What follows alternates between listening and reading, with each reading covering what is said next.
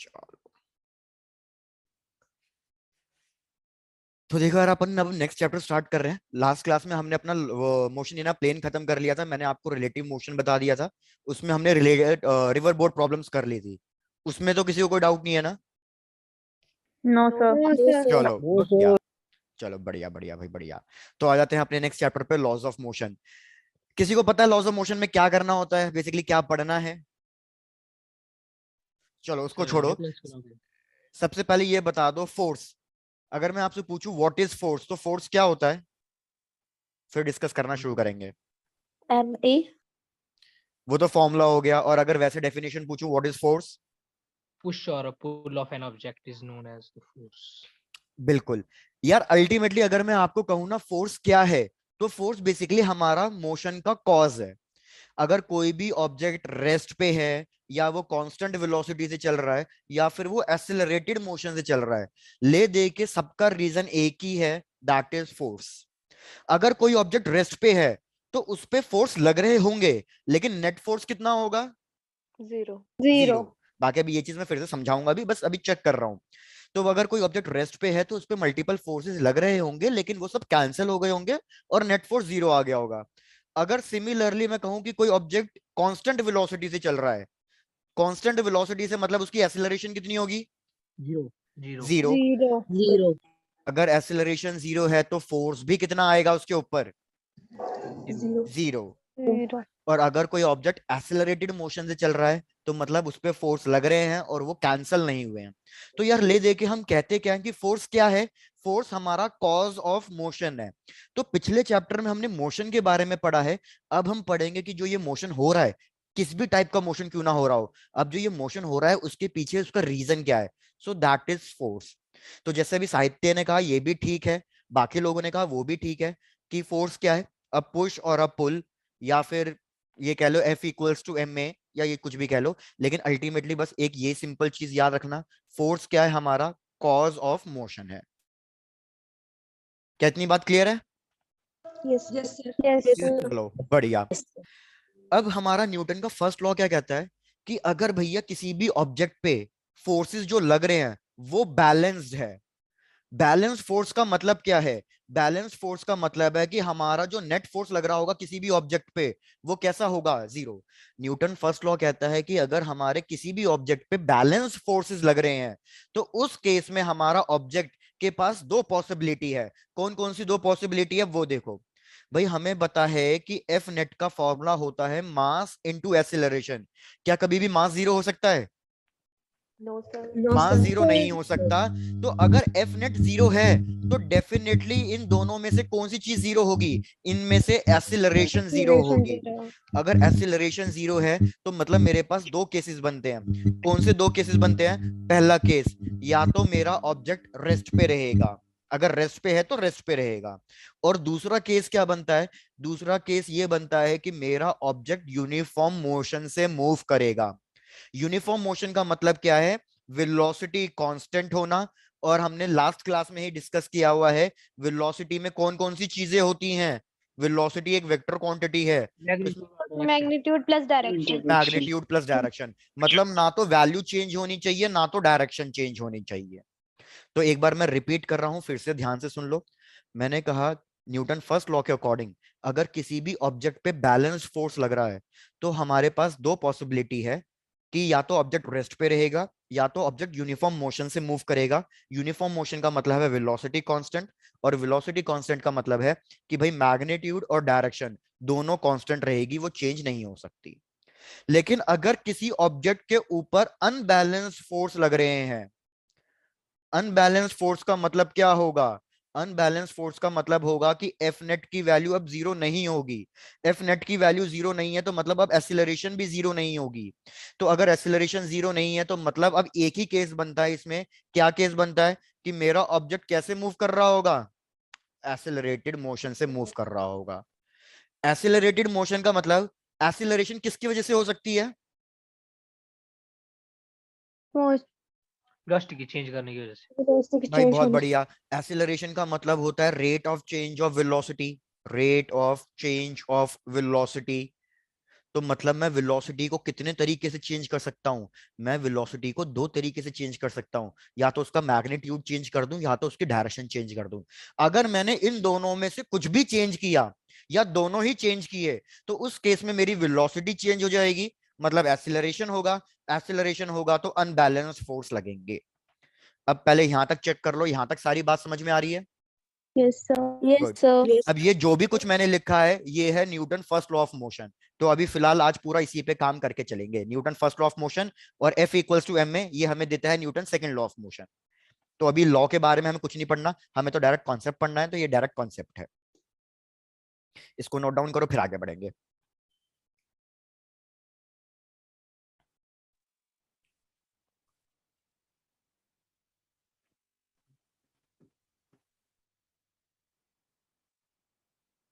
Done sir. Done, चलो। Done, sir. Done, चलो भैया बढ़िया। तो देखो हमें क्या करना है यार, हमें अब ये चीजें पढ़नी है कि जो डे टू डे लाइफ में है या जो कॉमन फोर्सेस हैं जो हम फेस कर रहे हैं वो कौन कौन से फोर्सेस हैं। मतलब अल्टीमेटली अब हमें क्या पढ़ना है, टाइप्स ऑफ फोर्सेस पढ़ना है। तो सबसे पहले तो आप मेरे को खुद से ही बता दो आपको कितने कितने फोर्सेस पता हैं।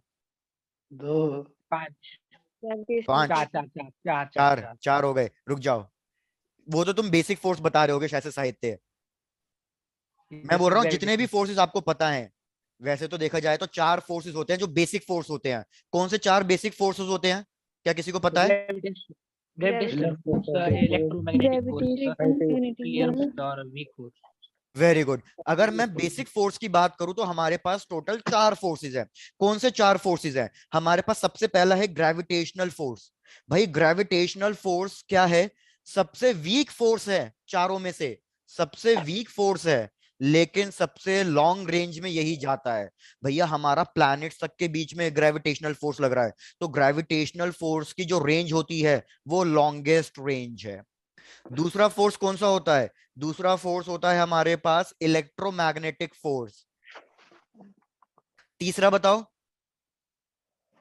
न्यूक्लियर।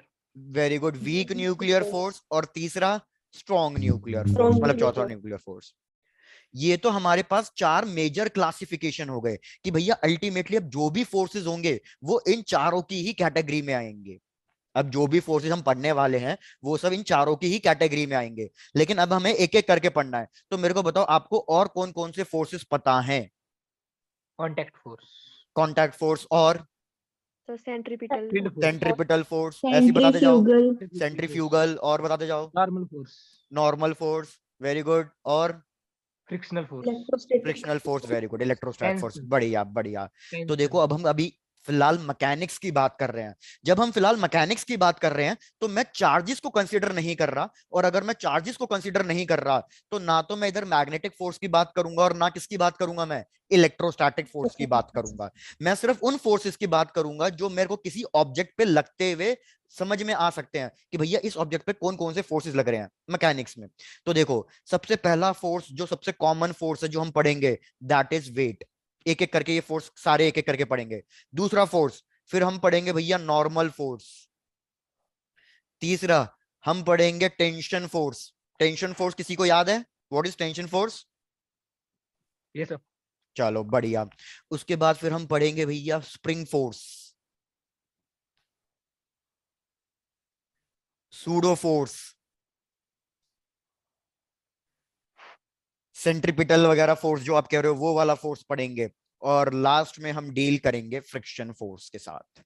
मेनली हम ये छह फोर्सेस को सबसे ज्यादा डील करेंगे: weight, normal force, tension, spring, pseudo force और फ्रिक्शन। अब याद रखो जो ये न्यूटन लॉज ऑफ मोशन है ये दो पार्ट्स में डिवाइडेड है चैप्टर। कैसे दो पार्ट्स में डिवाइडेड है?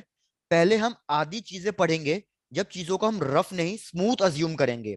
अगर मैं चीजों को स्मूथ अज्यूम कर रहा हूं तो मतलब फ्रिक्शन कितना हो गया?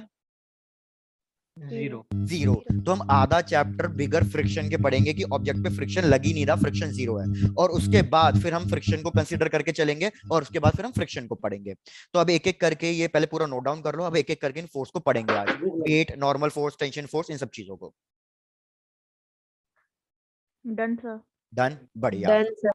चलो क्या बात है, चलो बढ़िया बढ़िया। तो भाई सबसे पहली हेडिंग लिख लो वेट। शुरुआत करते हैं वेट से। भाई सबको पता होगा वेट क्या है। सबसे पहले अगर मैं पूछूं वेट का फॉर्मूला क्या है, तो क्या फॉर्मूला है वेट का? Sir, mg. mg. Very good. W is equal W mg. Equals to mass into gravity. इसमें Gravity. ग्रेविटी आ रहा है, तो मतलब हमारा अल्टीमेटली जो वेट लगता है वो ग्रेविटी की वजह से लगता है। तो वेट क्या है, याद रखो, वेट हमारा एक ग्रेविटेशनल फोर्स है, जिस फोर्स से अर्थ हमें पुल कर रही है। रिपीट कर रहा हूं, मैं डेफिनेशन नहीं लिखवा रहा। वेट क्या है? वेट हमारा एक ग्रेविटेशनल फोर्स है, जिसकी हेल्प से अर्थ हमें पुल कर रही है अपने साइड। तो इसलिए आ गया हमारा मास इनटू ग्रेविटी, और ग्रेविटी किसने एक्सर्ट करी होगी? अर्थ ने एक्सर्ट करी होगी, या किसी भी प्लैनेट ने एक्सर्ट करी होगी। तो आप बस सीधा सीधा ब्रैकेट में ये लिख सकते हो, वेट क्या है? बस एक ग्रेविटेशनल फोर्स है। अगर ये ग्रेविटेशनल फोर्स है, तो ग्रेविटी हमेशा कौन सी डायरेक्शन में लगती है? मैंने आपको मोशन इन अ प्लेन में बताया हुआ है, Sir, downward. Vertical downwards. तो ये चीज हमेशा यहाँ पे फर्स्ट पॉइंट में लिख लेना। फर्स्ट पॉइंट क्या है? It always acts in vertical downwards direction. It always acts in vertical downward direction. चाहे मैंने ऑब्जेक्ट कैसा भी रखा हो, उससे कोई मतलब नहीं है, इससे कोई मतलब नहीं है। बस मैं हमेशा एक वर्टिकल लाइन ड्रॉ करूंगा, मतलब माइनस वाई एक्सिस में ड्रॉ करूंगा, और वो माइनस वाई एक्सिस हो जाएगी मेरी direction of weight.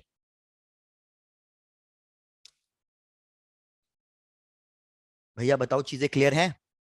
Yes, sir. yes sir चलो, जैसे Yes, फॉर sir. एग्जाम्पल, बढ़िया बढ़िया, जैसे फॉर एग्जाम्पल अगर मैं कहूं ये मैंने एक ऑब्जेक्ट रखा हुआ है किसी भी हॉरिजॉन्टल सरफेस पे।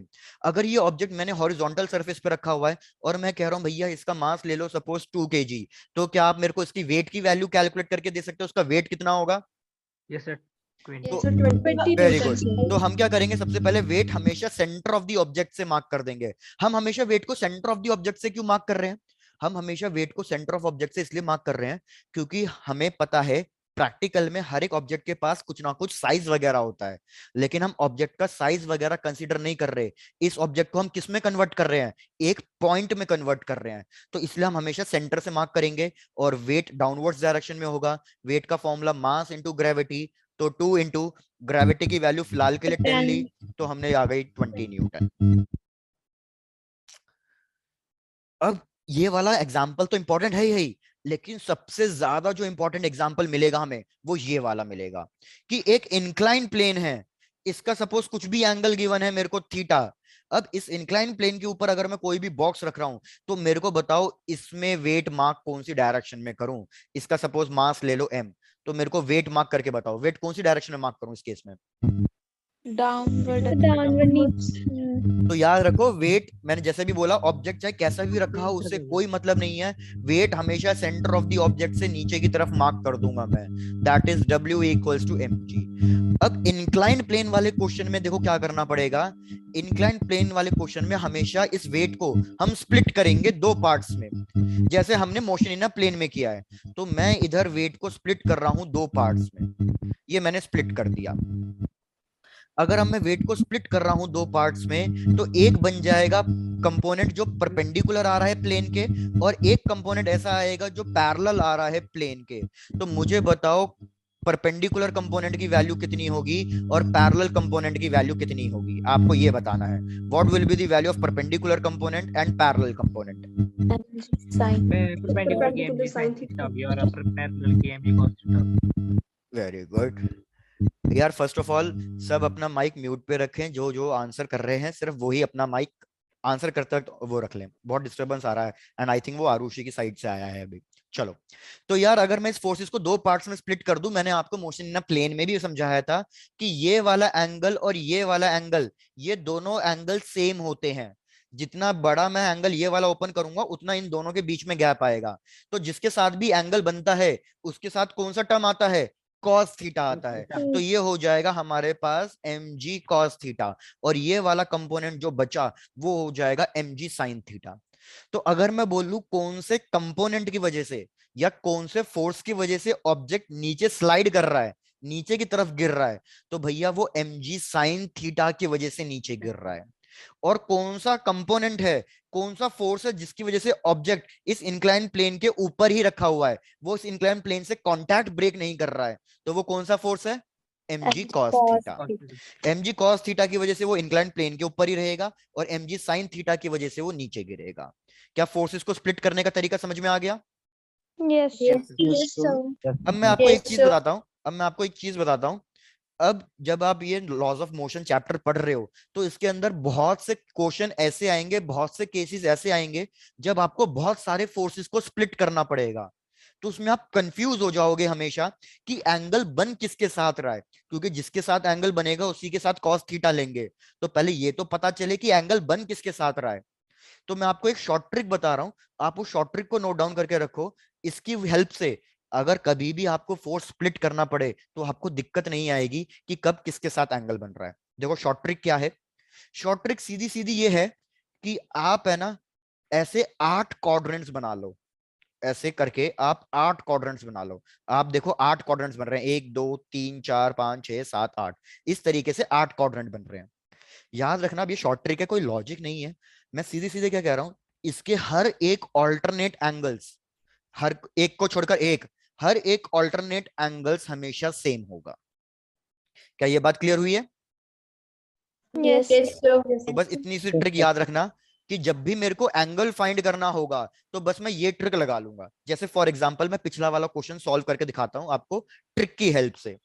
भाई मैंने कहा कि ये इंक्लाइन प्लेन था और इस इंक्लाइन प्लेन का एंगल मेरे को गिवन था थीटा। इसके ऊपर हमने एक ऑब्जेक्ट रखा और मैंने उस ऑब्जेक्ट पे फोर्सेस जो थे वो स्प्लिट कर दिए थे। ये ऑब्जेक्ट था, नीचे वेट लग रहा था और इस वेट को मैंने स्प्लिट कर दिया था 2 पार्ट्स में। मैंने कहा एक पार्ट ये आया है, एक पार्ट ये आया है। तो अब आप कंफ्यूज हो गए होंगे कि यार एंगल किसके साथ बन रहा है। तो देखो आप क्या करोगे, यहीं पे आप अपने 8 क्वाड्रेंट्स बना दो इस तरीके से। अगर आपने 8 क्वाड्रेंट्स बना दिए तो ये वाला एंगल थीटा होगा या दूसरा होगा? ऑल्टरनेट है, थीटा होगा। तो आप देखो एक वर्टिकल स्ट्रेट लाइन से मेरा एंगल थीटा बन रहा है। और अगर आप नोटिस करो mg भी बिल्कुल वर्टिकल लाइन है, तो वर्टिकल लाइन के साथ जो एंगल बनेगा ये वाला, वो अपने आप क्या आ जाएगा, वो थीटा आ जाएगा। तो ये बन जाएगा mg cos थीटा और ये बन जाएगा mg sin थीटा। क्या सबको शॉर्ट ट्रिक समझ में आई है कैसे लगानी है? Yes, sir. yes, बढ़िया। Yes, sir. तो यहाँ पे लिख रहा हूँ this is basically short trick. चलो, तो पिछला वाली स्लाइड्स कर रहा हूँ, पिछली वाली स्लाइड को नोट डाउन कर लो जिसने नहीं की। ये लो।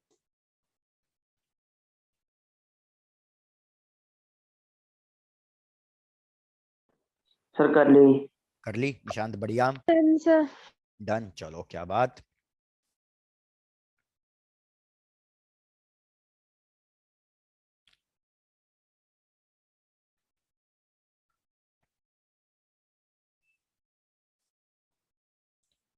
सुमन आपको क्लियर है? सुमन, सुहानी, Yes, sir. चलो डन।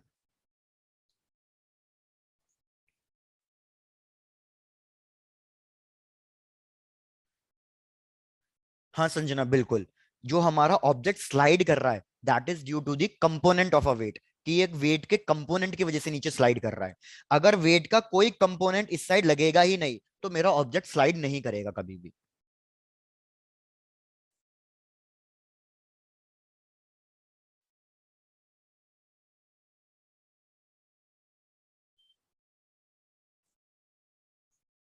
ये भी सबका हो गया, आगे बढ़ जाऊं? Yes, yes Yes, sir. sir. ये तो बहुत सिंपल सा टॉपिक था। अब जाते हैं नेक्स्ट वाले पे। नेक्स्ट वाला भी बहुत इंपॉर्टेंट है, that is normal force. Normal का मतलब क्या होता है भाई? परपेंडिकुलर। परपेंडिकुलर। भाई मैथ्स में नॉर्मल का मतलब परपेंडिकुलर होता है, तो हमें साफ पता चल गया कि नॉर्मल फोर्स क्या है, अब परपेंडिकुलर फोर्स है। एक ऐसा फोर्स जो हमेशा परपेंडिकुलर लगे किसी भी ऑब्जेक्ट के सरफेस में। अब याद रखो इसके क्या क्या इंपॉर्टेंट पॉइंट्स है। सबसे पहला इंपॉर्टेंट पॉइंट, नॉर्मल फोर्स कब कब एक्ट होगा? नॉर्मल फोर्स तब तब एक्ट होगा जब जब हमारे दो सरफेस एक दूसरे को प्रेस करने की कोशिश करेंगे। इट एक्ट्स, अभी मैं समझा भी दूंगा, it acts when the two surfaces are in contact with each other, are in contact and try to press it and try to press each other. मतलब याद रखना यार, नॉर्मल फोर्स हमारा एक टाइप का कांटेक्ट फोर्स है। जब भी दो सरफेस मेरे कांटेक्ट में दिखेंगे, चाहे वो दो सरफेस हॉरिजॉन्टल हो, चाहे वर्टिकल हो, चाहे कुछ भी हो, जब जब मेरे को कांटेक्ट दिखाई देगा, मैं उस पे एक नॉर्मल फोर्स मार्क करूंगा। तो नॉर्मल फोर्स हमेशा कब एग्जिस्ट करेगा? जब भी दो चीजें कांटेक्ट में होगी। और नॉर्मल फोर्स की हमेशा डायरेक्शन कैसी होगी? नॉर्मल फोर्स की डायरेक्शन हमेशा ऐसी होगी कि it is always pushing in nature. It is always pushing in nature. अब देखो, मैं इसको समझाने की कोशिश करूंगा, पहले दो पॉइंट्स चेक करना आपको समझ में आ रहा है नहीं आ रहा। मैंने कहा कि ये ऑब्जेक्ट है, और ये में हो गया किसी ऑब्जेक्ट मास m का, किसी सरफेस के ऊपर रखा हुआ है। तो सबसे पहले अभी आपने हमने डिस्कस किया, अगर किसी भी ऑब्जेक्ट के पास मास है तो इसके ऊपर कौन सा फोर्स लगेगा? वेट। वेट तो लगेगा। वेट अब लगेगा। मुझे एक चीज इस तरीके से देख के बताना, देखो सोचना भाई मैं क्या कह रहा हूं। मेरे पास ये कोई भी एक ऑब्जेक्ट है, ये कोई भी एक ऑब्जेक्ट है, इसको मैंने अपने सरफेस हाथ के ऊपर रखा हुआ। अगर इसको मैंने अपने हाथ के ऊपर रखा हुआ है, इस ऑब्जेक्ट के पास कुछ ना कुछ मास है, तो अभी आपने लोगों ने कहा कि इसका वेट लगेगा। लेकिन अगर मैं इसको हवा में लटका दूं, तो क्या इसके ऊपर वेट लगेगा या नहीं लगेगा? लगे। लगेगा। भाई लगेगा। वेट का मतलब तो होता है मास होना चाहिए और ग्रेविटी होनी चाहिए। वेट में कहीं ये कोई कॉन्सेप्ट नहीं आया कि वो हमेशा सरफेस के ऊपर होना चाहिए। फिर से बोल रहा हूं, मैंने कहा भैया वेट का मतलब क्या है? mg। mg का मतलब मास होना चाहिए और साथ के साथ ग्रेविटी होनी चाहिए। तो यार अगर मैं इस ऑब्जेक्ट को चाहे हवा में लटका दूं, चाहे किसी सरफेस के ऊपर रख दूं, चाहे इसको पानी के अंदर ले जाऊं, चाहे इसको कहीं पे भी ले जाऊं, भाई इसके ऊपर वेट लगेगा ही लगेगा। क्योंकि कुछ बच्चों के साथ दिक्कत क्या है, वो सोचते हैं कि जब ऑब्जेक्ट किसी चीज के ऊपर रखा होगा तो ही वेट होगा। ऐसा नहीं है। तो चाहे मैं ऑब्जेक्ट को सरफेस के ऊपर रखूं या ना रखूं, उसके पर हमेशा वेट लगेगा ही लगेगा। क्या ये बात क्लियर है? Yes sir. बढ़िया। Yes, sir. Yes sir. अब एक चीज देखो यार, हो क्या रहा है। अब वेट को भूल जाओ, क्योंकि वेट सरफेस पर डिपेंड नहीं करता। मैं बोल रहा हूं यार, अगर आप किसी भी ऑब्जेक्ट को किसी सरफेस के ऊपर रख रहे हो, तो होगा क्या? ये जो ऊपर वाला ऑब्जेक्ट है ना, ये नीचे वाले ऑब्जेक्ट के मॉलिक्यूल्स को प्रेस करने की कोशिश करेगा, नीचे दबाने की कोशिश करेगा। दबाने की कोशिश क्यों कर रहा है? क्योंकि उसके पास वेट है। उसके पास वेट है, तो ये नीचे जाने की कोशिश करेगा। इसको नीचे जाने से रोका किसने? मेरे हाथ ने। तो ये मेरे हाथ के मॉलिक्यूल्स को क्या करने की कोशिश करेगा? प्रेस करने की कोशिश करेगा। चेक करो, यहां तक समझ में आ रहा है? Yes yes sir. Sir. Yes, sir. Yes sir. बढ़िया। भाई मैं एक बार बहुत उससे बोल रहा हूँ, रिक्वेस्ट से, किसी को भी अगर लगे कि कुछ भी पॉइंट समझ में नहीं आया है, पूछ लेना। ये मत सोचना सिली डाउट है या कैसा डाउट है, पूछ लेना। 10 बार रिपीट कर दूंगा। अब यार हमारे पास एक क्या दिक्कत है, न्यूटन थर्ड लॉ आ गया बीच में। न्यूटन थर्ड लॉ क्या कहता है कि अगर कोई भी एक एक्शन है, मतलब फोर्स है, तो उसका इक्वल एंड अपोजिट फोर्स भी लगेगा। मतलब उसने सीधा सीधा ये कहा कि every action has an equal and opposite reaction. तो अगर ये मेरे बॉक्स ने मेरे हाथ के मॉलिक्यूल्स को प्रेस करने की कोशिश करी है, तो ये वाला फोर्स तो हो गया एक्शन। तो अब मेरा हाथ इस बॉक्स को क्या देने की कोशिश करेगा? रिएक्शन। रिएक्शन। मतलब अभी तक क्या हो रहा था? बॉक्स मेरे टेबल के मॉलिक्यूल्स को प्रेस कर रहा था, लेकिन अब टेबल भी बॉक्स के मॉलिक्यूल्स को ऊपर की तरफ प्रेस करेगा। तो जो ये बॉक्स के मतलब जो टेबल के मॉलिक्यूल्स बॉक्स को ऊपर की तरफ प्रेस कर रहे हैं, ये वाला फोर्स हमारा क्या कहलाएगा? Normal normal force. Force. Similarly जो ये नीचे लग रहा है, ये वाला फोर्स भी क्या कहलाएगा? नॉर्मल फोर्स कहलाएगा। क्या ये दोनों नॉर्मल फोर्स कैंसिल हो सकते हैं? Yes sir. Yes, sir. नहीं, ये दोनों नॉर्मल फोर्स कैंसिल नहीं हो सकते। क्यों? क्योंकि ये दोनों अलग अलग ऑब्जेक्ट पे लग रहे हैं। जब फोर्सेस अलग अलग ऑब्जेक्ट पे लगते हैं तो आप उनको कैंसिल नहीं कर सकते। जैसे एक चीज है, सबको कंफ्यूज हो गए होगे, कोई नहीं, आराम से समझते हैं। इधर देखो, आराम से समझते हैं भैया, आराम से समझते हैं। मैंने कहा ये कोई एक ऑब्जेक्ट है, इस पे इधर मैंने फोर्स लगाया 10 न्यूटन का, और इधर भी मैंने फोर्स लगाया 10 न्यूटन का। तो अगर मैं आपसे पूछूं नेट फोर्स कितना आएगा, तो बताओ कितना आएगा नेट फोर्स? Zero. कि हमने मोशन इन अ प्लेन में पढ़ा है, अगर दो चीजें अपोजिट डायरेक्शन में आती हैं तो इनके बीच का एंगल 180 डिग्री होता है, और हम इनको सब्ट्रैक्ट कर देते हैं। तो नेट फोर्स 0 आ गया। लेकिन आपने इसको सब्ट्रैक्ट क्यों किया? आपने सब्ट्रैक्ट इसलिए किया क्योंकि ये दोनों के दोनों फोर्स एक ही ऑब्जेक्ट के ऊपर लग रहे हैं। लेकिन अगर मैं कुछ ऐसा ड्रॉ कर दूं कि भैया ये एक ऑब्जेक्ट है, इस पे फोर्स लग रहा है इधर, इस पे फोर्स लग रहा है इधर 10 न्यूटन का, और यहाँ पे एक दूसरा ऑब्जेक्ट है, उस पे फोर्स लग रहा है इधर 10 न्यूटन का, तो ये दोनों फोर्सेस तो अभी भी अपोजिट हैं। लेकिन क्या अब मैं नेट फोर्स जीरो कह सकता हूं? No sir. अब मैं नेट फोर्स जीरो नहीं कह सकता, क्योंकि भैया ये तो दोनों अलग अलग ऑब्जेक्ट पे लग रहे हैं। इस पे तो 10 ही न्यूटन लग रहा है, इस पे भी 10 ही न्यूटन लग रहा है, तो अब ये दोनों कैंसिल नहीं हो सकते। हाँ, कैंसिल हो सकते हैं। कब? ध्यान देना। सपोज इसको मैं ऑब्जेक्ट ए कह रहा हूं, इसको ऑब्जेक्ट बी कह रहा हूं। अगर मैं कहूं calculate the net force on object A, वो जीरो नहीं है। वो कितना है? वो 10 न्यूटन है। अगर मैं आपसे कहूं what is the net force acting on the object B, तो वो भी जीरो नहीं है। वो कितना है? 10 न्यूटन है। लेकिन मैं क्या कर दूं, इन दोनों को एक सिस्टम ले लूं। मतलब मैं कह रहा हूं ये दोनों ऑब्जेक्ट एक ही चीज के दो अलग अलग पार्टिकल हैं, एक ही ऑब्जेक्ट के दो अलग अलग पार्टिकल हैं। और अब मैं आपसे पूछूं what is the net force on the system, तो अब कितना आएगा आंसर? Zero. अब जीरो आएगा, क्योंकि ये दोनों एक ही सिस्टम के दो पार्टिकल हो गए। एक ही सिस्टम के दो पार्टिकल हो गए, एक ने इधर लगाया एक ने इधर लगाया, तो अल्टीमेटली दोनों कैंसिल हो जाएंगे। मेरे को ऐसा लगा कि थोड़ा भारी हो गया, नहीं समझ में आया क्या? आ गया। आ गया है? नहीं आया। किसको नहीं आया यार? रिपीट करो। रिपीट कर दो। रिपीट करना है, ठीक है। देखो मैं आपको सीधे सीधे क्या कह रहा हूं, हमारा न्यूटन जो थर्ड लॉ है, यहाँ पे देख लो, न्यूटन थर्ड लॉ क्या कहता है? न्यूटन थर्ड लॉ कहता है एवरी एक्शन, हमारा कोई भी अगर एक्शन है, every action has an equal and opposite reaction.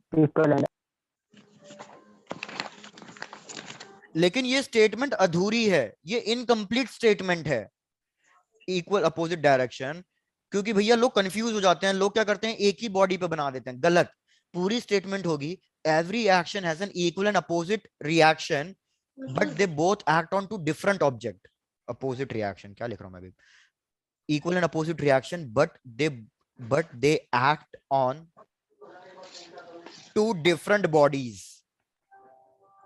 अब इसी स्टेटमेंट का मतलब समझो। भाई मैंने कहा कि ये 10 न्यूटन है, सपोज इसको एक्शन ले लो, तो क्या ये 10 न्यूटन वाला रिएक्शन कह सकते हैं क्या हम इसको?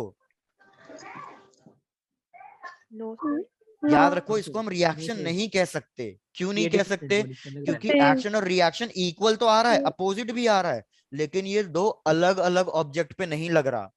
जब ये दो अलग अलग ऑब्जेक्ट पे नहीं लग रहा, तो ये एक्शन और रिएक्शन नहीं हो सकते। क्या ये बात भी समझ में आई? Yes, sir. मैं इसको एक आपको 9th क्लास वाले एग्जांपल से समझाता हूँ। 9th क्लास वाले एग्जांपल से, भाई सपोज ये दीवार है, वॉल है, और इसको मैंने पंच किया, तो यार मुझे बताओ मुझे दर्द होगा या नहीं होगा अगर मैं किसी वॉल को पंच मार रहा हूं तो? Yes, sir. Yes sir. अब मुझे एक चीज सोच के बताओ, भाई मैंने तो दीवार को मारा, तो चोट तो दीवार को लगनी चाहिए, मतलब डैमेज तो दीवार को होना चाहिए, तो दर्द मेरे को क्यों हुआ? रिएक्शन।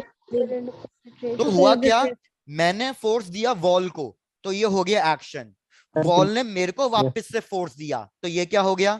रिएक्शन। मेरे को बताओ कि इस केस में एक्शन लग रहा है वॉल पर और रिएक्शन किस पे लग रहा है? मेरे पंच पर। तो क्या अब ये दोनों सेम बॉडी पे लग रहे हैं? नहीं, ये दोनों सेम बॉडी पे नहीं लग रहे। तो जब ये दोनों सेम बॉडी पे नहीं लग रहे, तो ये कैंसिल नहीं हो सकते। तो यही चीज मैंने आपको इधर कहा कि अगर एक ही ऑब्जेक्ट पे दो फोर्सेस लग जाएं इक्वल एंड अपोजिट, तो नेट फोर्स जीरो आ जाएगा और ये एक्शन रिएक्शन नहीं कहला सकते। लेकिन एक्शन रिएक्शन में होता क्या है, ये दोनों फोर्सेस अलग अलग ऑब्जेक्ट पे लगते हैं। अगर ये दोनों फोर्सेस अलग अलग ऑब्जेक्ट पे लग रहे हैं, तो फिर ये कैंसल कट नहीं सकते। तो फिर इसलिए ए पे नेट फोर्स कितना आएगा? 10 न्यूटन। बी पे नेट फोर्स कितना आएगा? 10 10 न्यूटन। न्यूटन। ये कैंसिल नहीं होगा। लेकिन जब मैं इन दोनों को एक ही चीज मान लूं, मैं कह रहा हूं वॉल और मेरा पंच एक ही चीज है, तो फिर ये कैंसिल हो जाएंगे क्या? हाँ, फिर ये कैंसिल हो जाएंगे, क्योंकि जब ये दोनों एक ही चीज बन गए, तो फिर इक्वल एंड अपोजिट आके कट जाएंगे। अब बताओ, अब क्लियर है जिसको समझ में नहीं आया था? Yes sir. चलो रुचि, गुड। हाँ तो भैया मैं इधर वापस अपने टॉपिक पे आता हूँ, थोड़ा टॉपिक से भटक गए थे, टॉपिक पे वापस आते हैं। मैंने कहा था कि हम नॉर्मल फोर्स की बात कर रहे हैं, तो नॉर्मल फोर्स तब लगेगा जब भी ये कोई चीज सरफेस पे होगी। तो अगर ये ऑब्जेक्ट हवा में लटक रहा है तो क्या कोई नॉर्मल फोर्स लगेगा? नहीं, क्योंकि ये किसी भी सरफेस के ऊपर नहीं है। लेकिन जैसे ही मैं इस ऑब्जेक्ट को सरफेस के ऊपर रख देता हूं, क्या अब नॉर्मल फोर्स लगेगा? हाँ, अब Yes. नॉर्मल फोर्स लगेगा। और नॉर्मल फोर्स दोनों के ऊपर लगेगा। नॉर्मल फोर्स ग्राउंड के ऊपर भी लगेगा, क्योंकि मेरा ऑब्जेक्ट मेरे ग्राउंड को प्रेस करने की कोशिश कर रहा है, और ऑब्जेक्ट के ऊपर भी लगेगा। ऑब्जेक्ट के ऊपर कहां लगेगा? ऊपर की तरफ, क्योंकि ग्राउंड ने इसको पुश करने की कोशिश करी है। चेक कर लो, यहां तक की बात समझ में आ गई है? Yes, sir. बढ़िया। लेकिन हम जनरली है ना ग्राउंड पे नॉर्मल फोर्स मार्क नहीं करते। क्यों नहीं करते? क्योंकि हमें पता है ग्राउंड क्या कभी भी हिलेगा? हाँ, sir. तो ग्राउंड पे जब मूव ही नहीं कर रहा, कुछ कर ही नहीं रहा, तो उस पे फोर्स मार्क करने का कोई मतलब नहीं है। बस, बाकी आप चाहे तो मार्क कर सकते हो। तो अब मैं क्या करूंगा, आपको एक दो एग्जांपल दूंगा जिसमें हम नॉर्मल फोर्स ही मार्क करना सीखेंगे, बस कि नॉर्मल फोर्स मार्क कब करना है और कैसे करना है। तो पहले यहां तक कंप्लीट कर लो, फिर आगे बढ़ते हैं।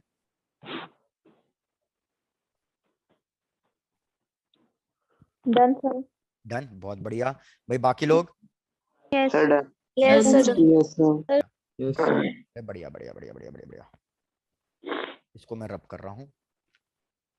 चलो एग्जाम्पल्स लेते हैं। सबसे पहला एग्जाम्पल, ये ऑब्जेक्ट मैंने सरफेस के ऊपर रखा हुआ है। मेरे को क्या करना है? मेरे को सारे फोर्सेस मार्क करने हैं जो ऑब्जेक्ट के ऊपर लग रहे हो। रिपीट, मेरे को वो सारे फोर्सेस मार्क करने हैं जो ऑब्जेक्ट के ऊपर लग रहे हैं। तो मैंने देखा ऑब्जेक्ट के ऊपर सबसे पहले तो लगेगा weight, W equals to mg, क्योंकि इसका कुछ ना कुछ मास होगा। दूसरा कौन सा फोर्स लग रहा होगा इस ऑब्जेक्ट के ऊपर? Normal. Normal. Normal force. अब मैंने ग्राउंड के ऊपर नॉर्मल फोर्स मार्क नहीं किया, क्यों? क्योंकि मैंने आपको बता ही दिया था मैं वो फोर्सेस मार्क कर रहा हूं जो ऑब्जेक्ट के ऊपर लग रहे हैं। ग्राउंड के ऊपर लग रहे हैं, मैं उनकी बात नहीं कर रहा। मैं कह रहा हूं कि यार ये ऑब्जेक्ट रेस्ट पे है। अगर ये ऑब्जेक्ट रेस्ट पे है तो इस पे नेट फोर्स कितना होगा? Zero. Zero. Zero. Net force zero होने का मतलब है कि जो फोर्सेस होंगे वो इक्वल होंगे और अपोजिट होंगे। तो इस केस में नॉर्मल फोर्स की वैल्यू किसके बराबर आ जाएगी? mg के बराबर आ जाएगी। क्या पहला एग्जांपल क्लियर है? Yes, sir. Repeat करो. रिपीट करना है। भाई मैंने कहा कि ऑब्जेक्ट के ऊपर फोर्सेस मार्क करेंगे जो भी लग रहे हैं इसके ऊपर। तो ऑब्जेक्ट का मास था m, तो इस पे वेट लगेगा। वेट की डायरेक्शन नीचे की तरफ mg। फिर ये ऑब्जेक्ट किसी सरफेस के ऊपर रखा हुआ है।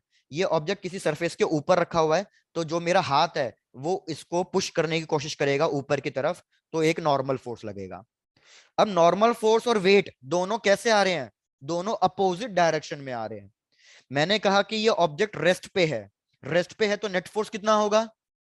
Zero. Zero. Net force zero होने का मतलब क्या है? कि इस पे जो भी फोर्सेस लग रहे हैं वो इक्वल भी होंगे और अपोजिट भी होंगे। जैसे हमने इसमें किया कि नेट फोर्स जीरो कब आया? जब इक्वल है 10 न्यूटन 10 न्यूटन और अपोजिट भी है। तो इधर भी तो यही कहूंगा कि इस पे नेट फोर्स अगर जीरो आ रहा है तो ये दोनों इक्वल भी हैं और अपोजिट भी हैं। तो इस केस में नॉर्मल फोर्स की वैल्यू किसके बराबर आ गई?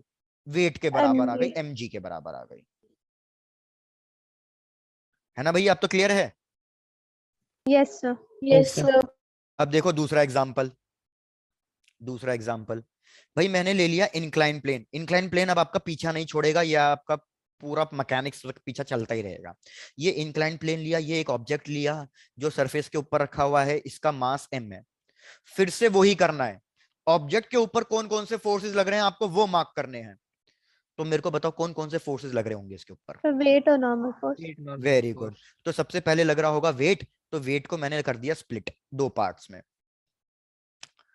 mg cos थीटा, और मैंने आपको बता ही रखा है ये परपेंडिकुलर लग रहा होता है, और ये Yes, होता है mg sin MG theta, sin. जो कि लग रहा होता है पैरेलल। Parallel. अब परपेंडिकुलर ही लगेगा यहाँ पे नॉर्मल फोर्स, क्योंकि ये किसी सरफेस के साथ कांटेक्ट में है। चाहे टेढ़ा हो चाहे सीधा हो, उससे मेरे को कोई मतलब नहीं। सरफेस के साथ कांटेक्ट में है, इससे मतलब है। तो कांटेक्ट में है तो इस पे नॉर्मल फोर्स लग गया।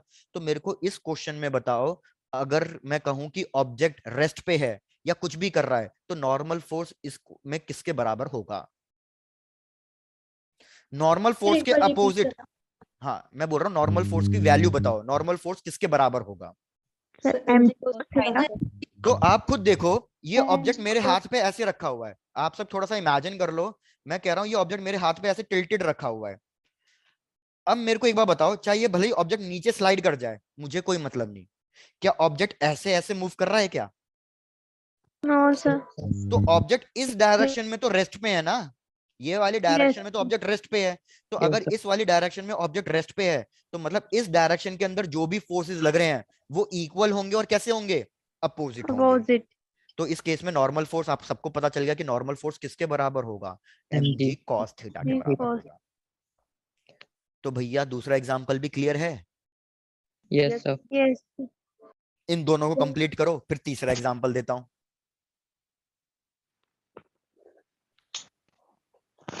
Done sir. डन, बहुत बढ़िया। चलो भाई बहुत बढ़िया, क्या बात है, कुछ बच्चे जा रहे हैं, ऐसा नहीं चलेगा भैया। चलो नेक्स्ट, थर्ड एग्जांपल। ऐसा नहीं चलेगा भैया। हाँ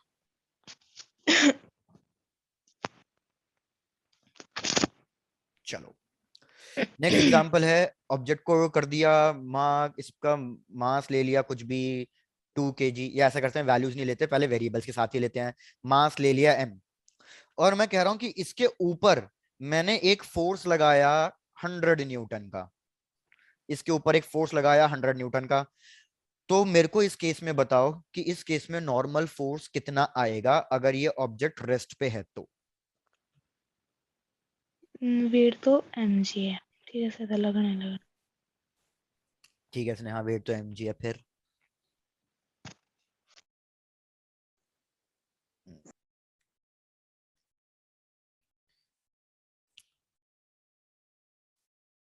अभिनव ठाकुर भैया हो जाएगा? अभिनव, Yes, sir. चलो देखते हैं। गौरव,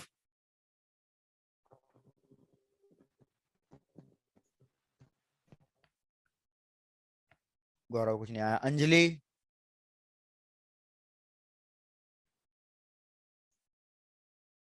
दिशा, Done, sir. डन। चलो देखते हैं। तो यार ओके संजना, लेट्स सी। तो यार अगर मैं देखूं, नीचे आपके पास दो फोर्स लग रहे हैं, नीचे कौन से दो फोर्स लग रहे हैं? एक MG लग और रहा है MG. 100 और एक लग रहा है mg। ऊपर कौन सा फोर्स लग रहा होगा?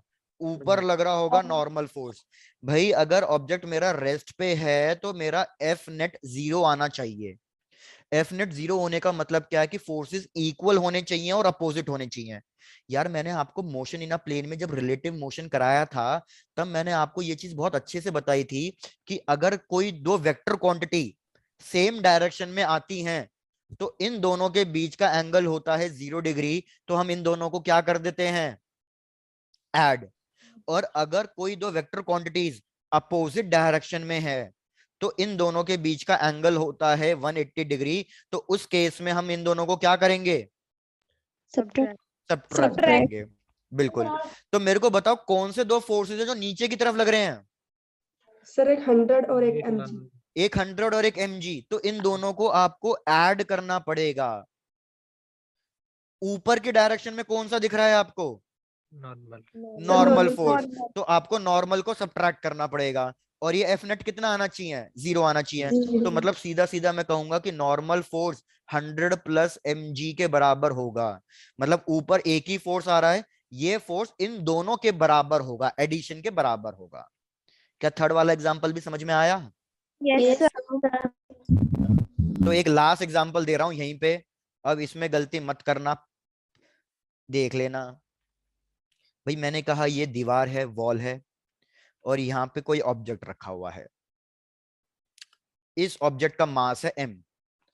अगर मैं इस ऑब्जेक्ट को ऐसे रखूंगा तो ये गिर जाएगा नीचे, लेकिन मैंने इसको गिरने से रोका है, और मैं इसको इधर फोर्स लगा रहा हूं।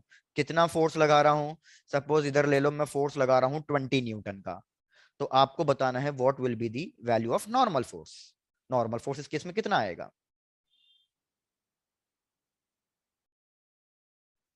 Sir 20 plus mg. Done, sir. चलो एक एक करके देखते हैं भाई। और कोई ऑप्शन दे दूं क्या? पोल कंडक्ट करते हैं, ऑप्शन देता हूं। चलो option A 20 minus mg, option B 20 plus mg, option C mg, option D 20। तो पोल कंडक्ट कर रहा हूं, चेक करना भाई किसको समझ में आया नहीं आया, देखते हैं। तो चलो अपने आंसर्स मार्क करना शुरू कर दो।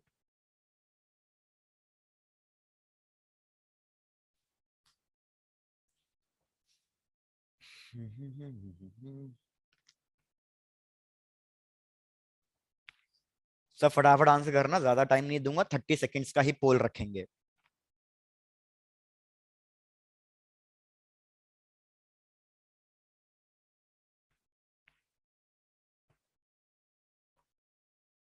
चलो भाई डन बस। तो मैं पोल शेयर कर देता हूं आप सबसे। मेजॉरिटी जनता ने जो आंसर दिया है दैट इज 20 प्लस mg, क्योंकि उन्होंने क्या कर दिया, थर्ड वाला क्वेश्चन और ये वाला क्वेश्चन बिल्कुल सेम मान लिया। अरे भैया बिल्कुल गलत, बिल्कुल गलत, ऐसा नहीं है, ये आंसर बिल्कुल भी नहीं है। चलो देखो कैसे, मेरे को बताओ वेट कौन सी डायरेक्शन में लग रहा होगा? Vertically downward. Vertical downward. लेकिन नॉर्मल फोर्स कौन सी डायरेक्शन में लग रहा है? Opposite to the applied force. Opposite to the applied force. बहुत बढ़िया। क्यों? क्योंकि मैंने आपको हमेशा बोला नॉर्मल फोर्स कांटेक्ट की वजह से होता है। तो अगर ये बॉक्स मेरा ऐसे कांटेक्ट में रखा हुआ है तो भैया कांटेक्ट तो यहां से इधर मिलेगा ना। नीचे कांटेक्ट में कहां है? नीचे कांटेक्ट, नीचे कांटेक्ट तब होता है जब मैंने ऐसे रखा होता है, लेकिन मैंने तो ऑब्जेक्ट को ऐसे रखा है। तो इस केस में भाई नॉर्मल फोर्स के अपोजिट वाला फोर्स देखना है मेरे को बस। तो नॉर्मल फोर्स के अपोजिट कौन सा फोर्स लग रहा है? 20 न्यूटन ही तो लग रहा है बस। mg तो नीचे लग रहा है, मेरे को mg से क्या लेना देना। तो इस केस में करेक्ट आंसर आंसर डी होगा, 20 न्यूटन। भाई मेरे को ऐसा लगा सबको समझ में नहीं आया। Sir understood. Yes sir. कोई ऐसा है जिसको नहीं समझ में आया? No, sir. चलो बढ़िया।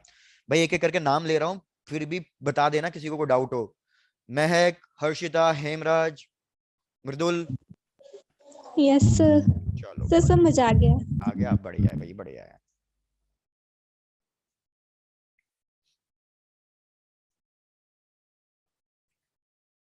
तो आगे बढ़ जाऊं अब इसी बात पे। Yes, sir. Yes sir. चलो बढ़िया। चलो भैया अब ऐसा काम करना, फटाफट क्वेश्चन सॉल्व करके दे देना, न्यूमेरिकल है। चलो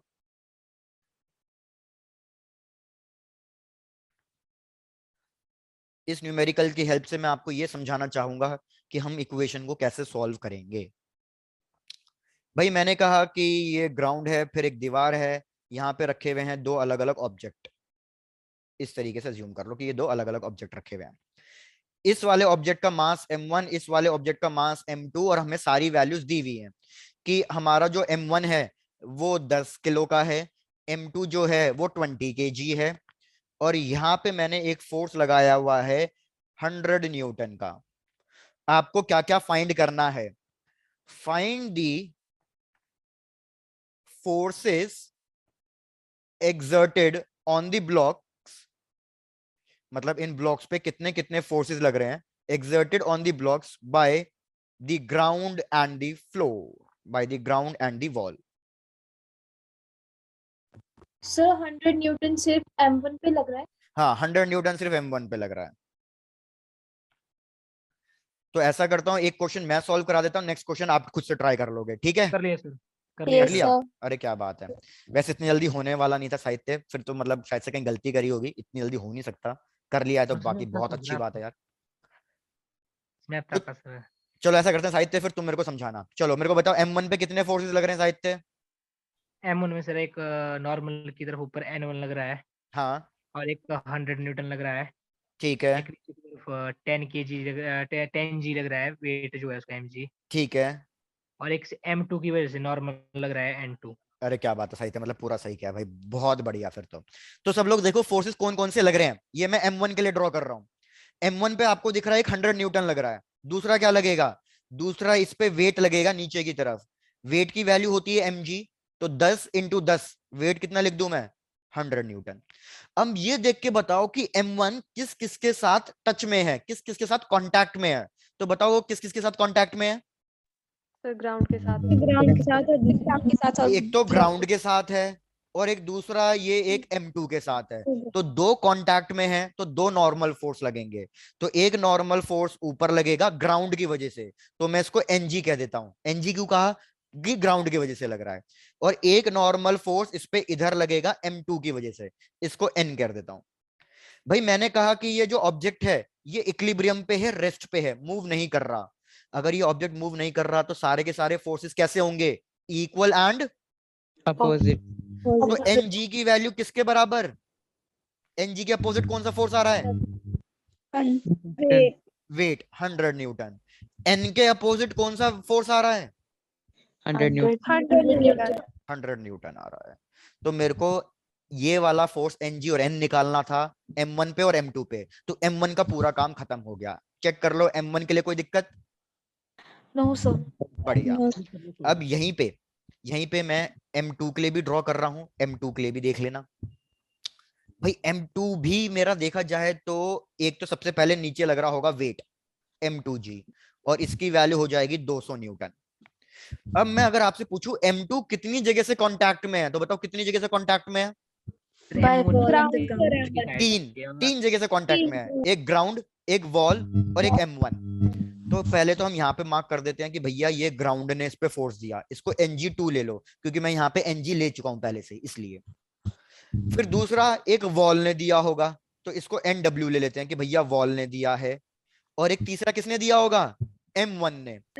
लेकिन M1 उतना ही फोर्स देगा जितना उसको मिला था, तो M1 को कितना फोर्स मिला था? N। 100 न्यूटन। तो इसको भी कितना मिलेगा? इसको भी N ही मिलेगा। क्या बात क्लियर हुई? Yes sir. तो अब M2 के लिए इक्वेशन लिख देता हूं नेक्स्ट स्लाइड पे, तो सब देख लेना।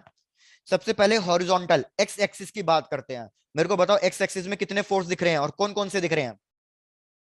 N और NW। तो मैं लिखूंगा कि N मेरा किसके बराबर होगा? NW के बराबर होगा। N की वैल्यू मैंने पिछले ही कैलकुलेट कर ली थी, N की वैल्यू थी 100 न्यूटन। तो ये हो गया हमारा कंप्लीट। उसके बाद मैं देखूंगा वर्टिकल वाली डायरेक्शन में। वर्टिकल वाले डायरेक्शन में मेरे को दो फोर्स दिख रहे हैं, एक दिख रहा है NG2 और एक दिख रहा है वेट। और वेट की वैल्यू इधर कितनी थी? 200 न्यूटन थी। पूरा क्वेश्चन खत्म, बस इतना ही कैलकुलेट करना था। तो भैया अच्छे से चेक कर लो, कोई दिक्कत हो तो बताओ।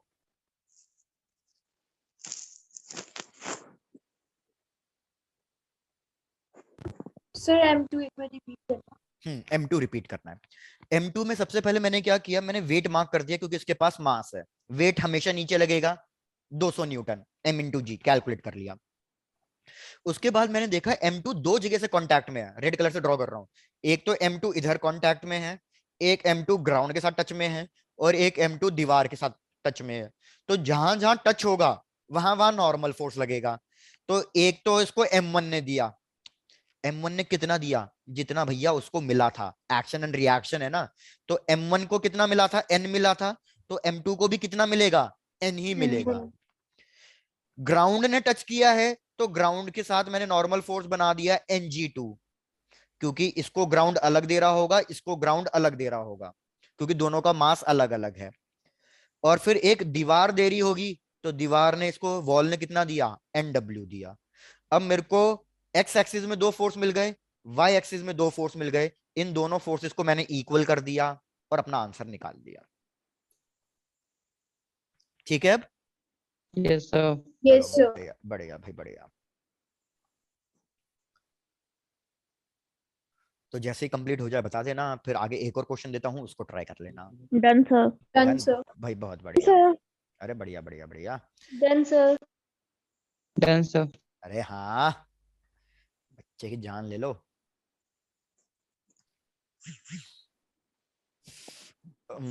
ऐसा करते हैं, थोड़ा सा सेम टाइप का क्वेश्चन देते हैं।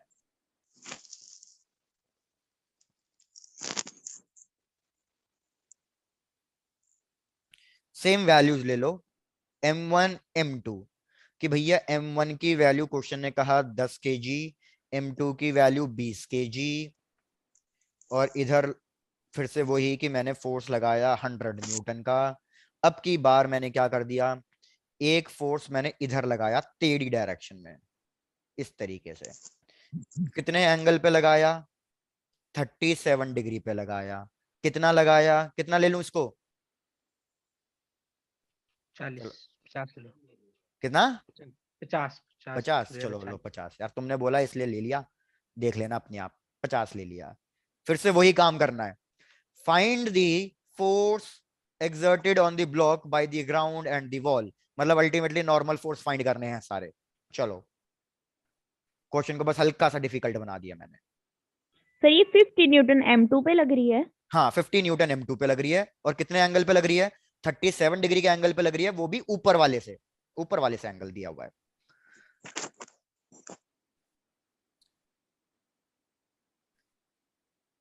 एक बार बता दो सबको, 37 और 53 डिग्री की वैल्यू अब फाइंड करना अब तो आ गया है, या फिर से Yes, बताना sir. है? चलो डन, आ गया आ गया ना, ठीक है। तो मैं अब नहीं बता रहा हूँ इस वाले क्वेश्चन में, इसलिए तो आराम से मैं आपको 5 मिनट दे रहा हूँ, टाइम लगेगा इस क्वेश्चन में सॉल्व करने में। आराम से 5 मिनट लो, सॉल्व करो। बस बच्चे इस क्वेश्चन में एक गलती कर देते हैं जो आपको ध्यान देनी है, वो फोर्स को गलत स्प्लिट कर देते हैं। तो आप जब 50 न्यूटन को स्प्लिट करोगे, तब ध्यान दे लेना कि एंगल किसके साथ बन रहा है, किसके साथ नहीं बन रहा, उस चीज का ध्यान दे लेना बस।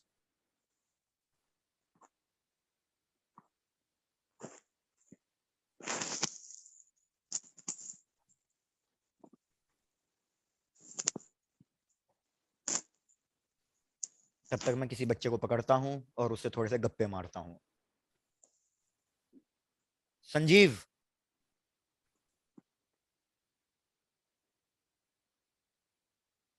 संजीव हो? सर अच्छा, संजीव क्या बात है, एक भी आंसर, एक भी रिप्लाई नहीं, समझ में आ रहा है?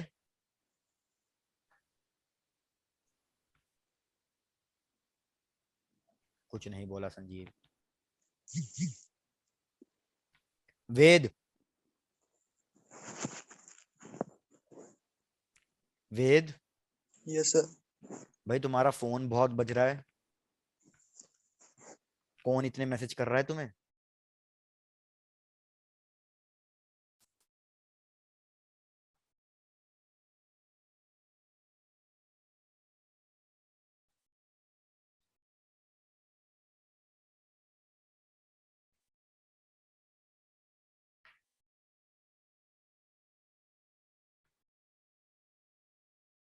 हाँ महक बोलो।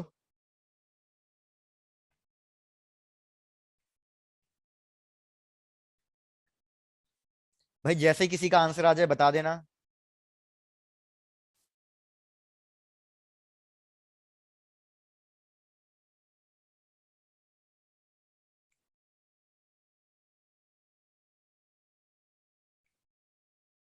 पारुल हो जाएगा?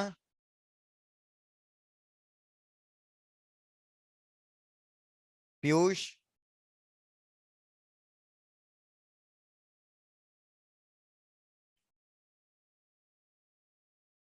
रिम्पी?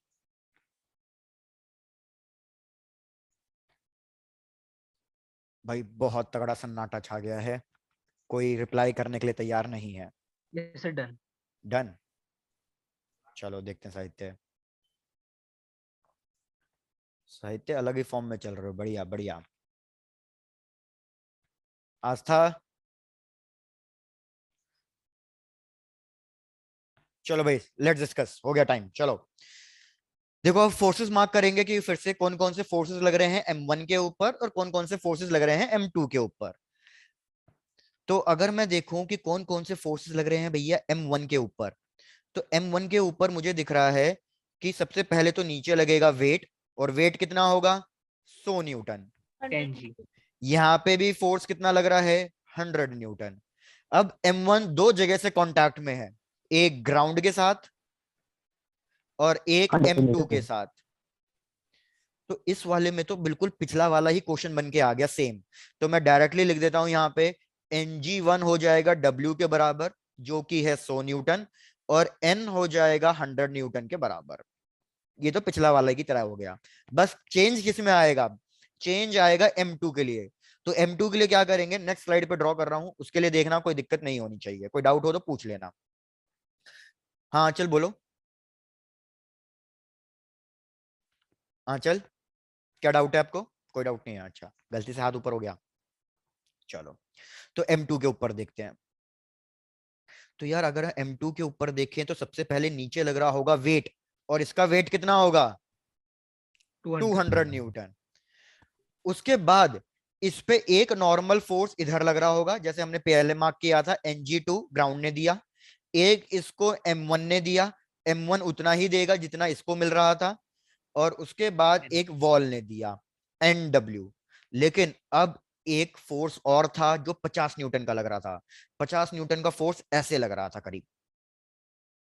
तो अगर 50 न्यूटन का फोर्स ऐसे लग रहा था, तो मैं क्या करूंगा, इस 50 न्यूटन वाले फोर्स को दो पार्ट्स में स्प्लिट कर दूंगा। तो एक पार्ट इधर आ जाएगा, एक पार्ट नीचे की तरफ आ जाएगा। तो अब मेरे को ये सोच के बताओ कि एंगल किसके साथ बन रहा है, ऊपर वाले के साथ या नीचे वाले के साथ?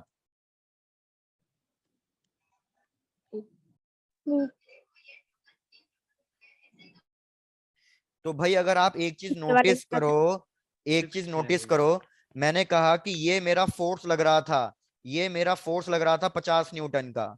एंगल मैंने आपको इस वाले के साथ दिया था 37 डिग्री। तो अब कौन सा एंगल 37 होगा, ये वाला या ये वाला नीचे वाला? भाई नीचे वाला 37 डिग्री नीचे होगा, वाला। Vertically opposite. हेमराज बोलो क्या डाउट है? कुछ नहीं। ठीक है, तो हाथ रेस किया हुआ है ना आपने, इसलिए पूछा यार।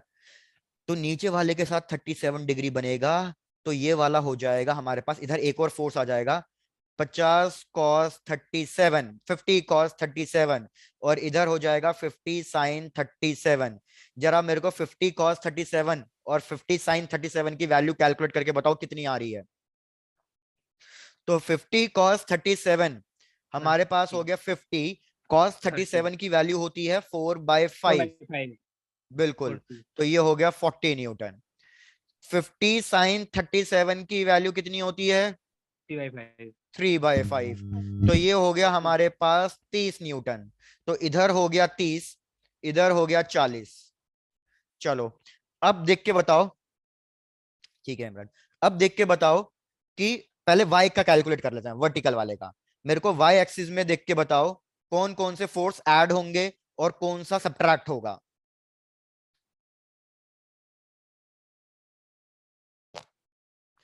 तो भैया 200 और 40 सेम डायरेक्शन में आ रहे हैं या अपोजिट में आ रहे हैं? सर सेम यार। सेम आ रहे हैं। डायरेक्शन। तो आप इन दोनों को ऐड Add. कर दोगे, आप लिखोगे 200 + 40। और अपोजिट में कौन सा आ रहा है? अपोजिट में एक ही आ रहा है, दैट इज Ng2। तो यार आपको Ng2 की वैल्यू मिल गई, दैट इज 240 न्यूटन। 40। यार एक दो बच्चे ही रिस्पॉन्ड कर रहे हैं, मेरे को ऐसा लग रहा है समझ में नहीं आ रहा। मैं आपसे बार बार बोल रहा हूँ, अगर आपको ऐसा लग रहा है कि समझ में नहीं आ रहा है, पूरा हवा से ऊपर जा रहा है कि कुछ भी समझ में नहीं आया, सर क्या बोल गए आप, तो बता देना, मैं रिपीट कर दूंगा। सर एक बार रिपीट कर दो। हाँ पूजा अब बोले। पूजा कहाँ से रिपीट करना है ये भी बता दो। सर स्टार्टिंग से। स्टार्टिंग से मतलब M1 तो समझ में आ गया था या M1 भी समझ में नहीं आया? सर आ गया था। M1 आ गया था, चलो बढ़िया। तो M2 फिर से समझाता हूँ। मैंने कहा हम देखेंगे कि M2 के ऊपर कौन कौन से फोर्सेस लग रहे हैं। M2 के ऊपर कौन कौन से फोर्सेस लग रहे हैं। Good Hemraj, good.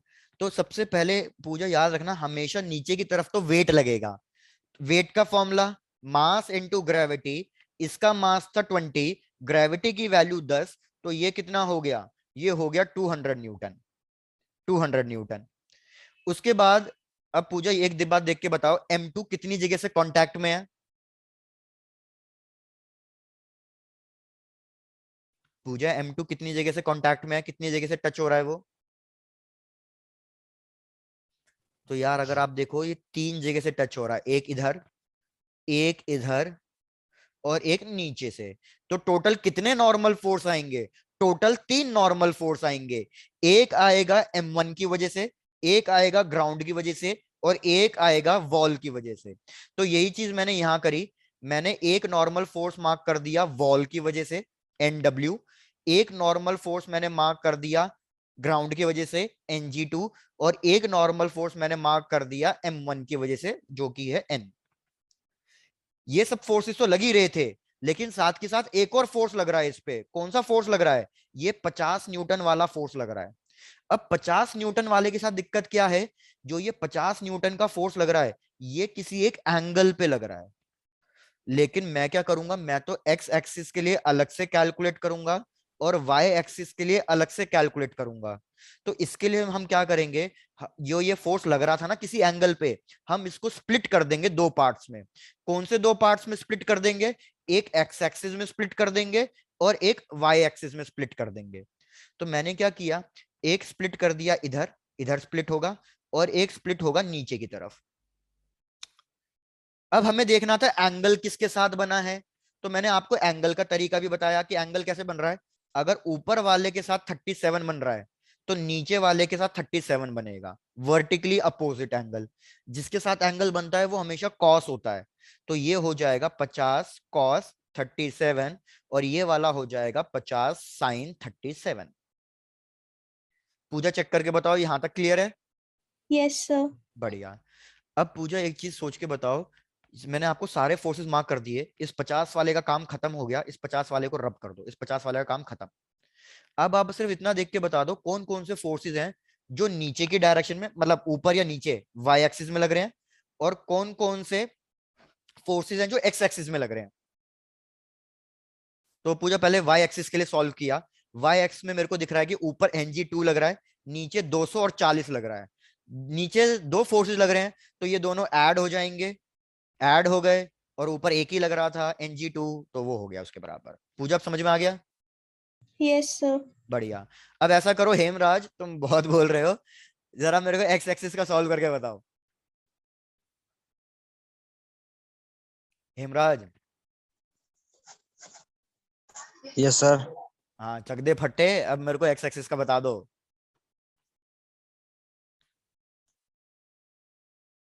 जल्दी।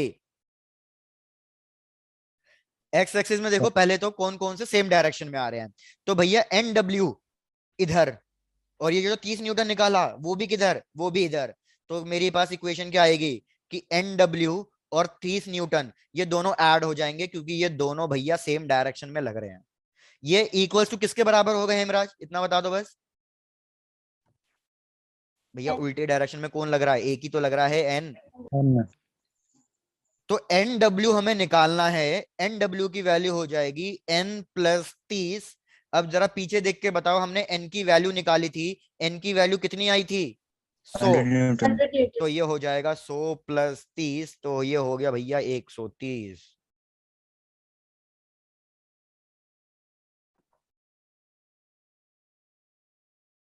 कंप्लीट कर लो इसे, और कोई फिर से दिक्कत लगे तो पूछ लेना।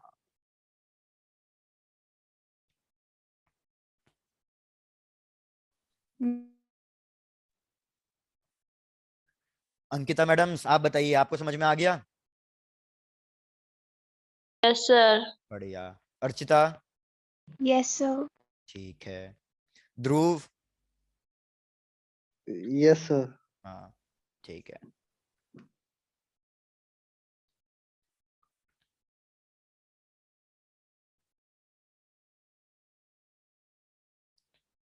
मन्नत महाजन, नहीं मन्नत महाजन, मन्नत आपको आ गया?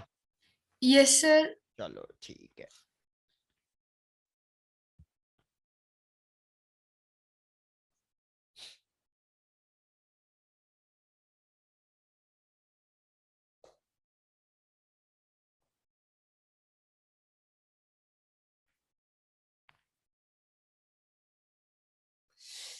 अरे वेरी गुड यार, वेरी गुड। मैंने गलती करी और किसी ने नोट भी नहीं किया, मैंने जल्दबाजी में गलती कर दी। दिशा, थैंक यू सो मच।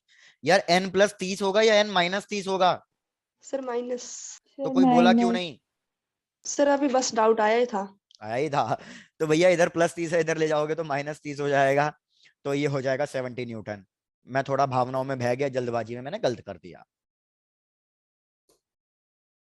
आप ऐसी गलती ना करें।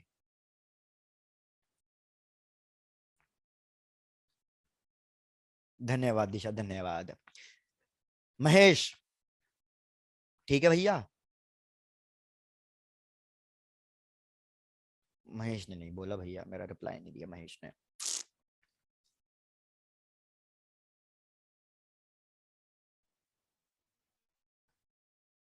ये प्रज्वल,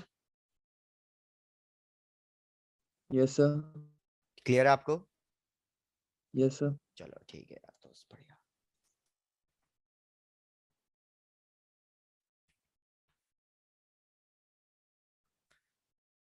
इसको खत्म कर लो, फिर आगे बस ऐसा करेंगे, टेंशन फोर्स के बारे में सिर्फ हम पॉइंट्स लिख लेंगे, डिस्कस करना नेक्स्ट क्लास में चालू करेंगे, सिर्फ पॉइंट्स लिख लेंगे, टेंशन फोर्स क्या क्या है, points. Done sir.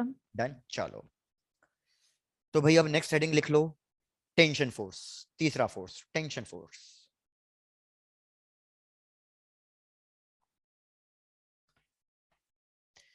Tension force किस किस में अप्लाई होगा? जब भी हम रोप, चेन्स, इन सब की बात करें, या हम इसको एक तरीके से रॉड में भी लगा सकते हैं, रोप, चेन, रॉड, इन सब की बात करेंगे तो वहां टेंशन फोर्स लगेगा। क्या क्या पॉइंट्स इसमें देखने हैं? सबसे पहला पॉइंट, इट ऑलवेज एक्ट्स, इसमें 3 पॉइंट्स होंगे। It always acts in the opposite direction of point of contact. पहले आप पॉइंट्स लिख लो, फिर एक एक करके समझा दूंगा। It always acts in the opposite direction of point of contact. दूसरा, टेंशन फोर्स हमेशा पुलिंग नेचर का होता है।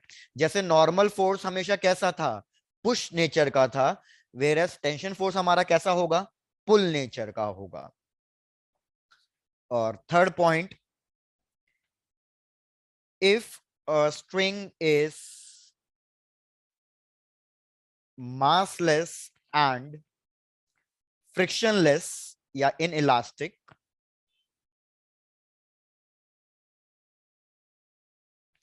tension force remains same throughout the string.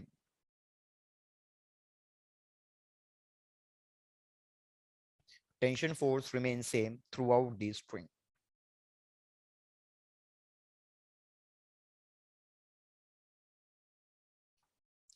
ये 3 पॉइंट है जिनको एक एक करके डिस्कस करेंगे। सबसे पहला point, it always acts in the opposite direction of point of contact. ये हमेशा पुलिंग नेचर का होता है, मतलब इसको इस तरीके से याद रखोगे तो हमेशा मार्क करना आसान हो जाएगा कि मैं किसी भी चीज को खींचना चाहता हूं, पुल करना चाहता हूं। और तीसरा, अगर हम स्ट्रिंग को मासलेस लेके चले, फ्रिक्शनलेस लेके चले, तो इस केस में इनइलास्टिक लेके चले, तो इस केस में हर एक पॉइंट पे स्ट्रिंग में टेंशन फोर्स सेम आएगा। तो हम थर्ड वाले पॉइंट को ऐसा अजम्पशन लेके चलेंगे हर बार कि हमारी जो स्ट्रिंग है वो हमेशा मासलेस है, उसका खुद का कोई मास नहीं है।